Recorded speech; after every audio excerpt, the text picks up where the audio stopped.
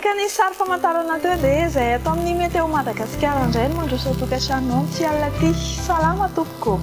Ny sary azo avy amin'ny zana-bolana dia maneho amintsika fa tena maina tanteraka ny andro eto Madagasikara amin'izao fotoana izao, malefaka dia malefaka ny alzay. Etsy andanin'izay nefa dia mafimafy ny fitsokan-drivotra ny amin'ny faritra Dianabo eny Sofia avy ety amin'ny faritra atsimo mandrefa ny Madagasikara ty. Ho amin'ny Rapitso maraina dia ny faritra Toamasina ihany no isitraka orana malefaka. Ny ankoatr'izay dia andrahoana na andrahoana vitsy ny andro fa aorian'ny fisavana Andianjavona vao maraina any Vakinankaratra, Amoron'Imany, Hotomatsiatra sy Iorombe iny. Ho amin'ny Rapitso tolakandro dia ibalika be avokoa ny masoandro eraky Madagasikara afa-tsy ny ety amin'ny faritra Melaky sy manodidina ny Menabe iny no olona lovandrahona indraindray.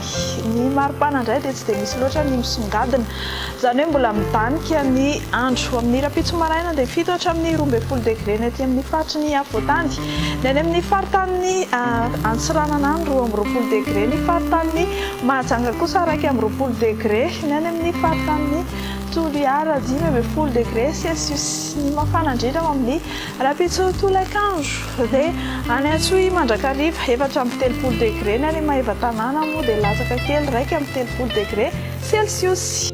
Raha manam-pikasana hiampita ranomasina ianao na koa te halala fotsiny ihany dia tsara ho fantatra eto manaraka reto ary hibadika be ny masoandro amin'ny Rapitso any Paris, Milan sy Johannesburg, ifandimby avokoa andrahoana sy masoandro any Nairobi, Comores, Seychelles, La Réunion, norana malefaka ao Bangkok, anorana tandrifindrahona any Maurice any.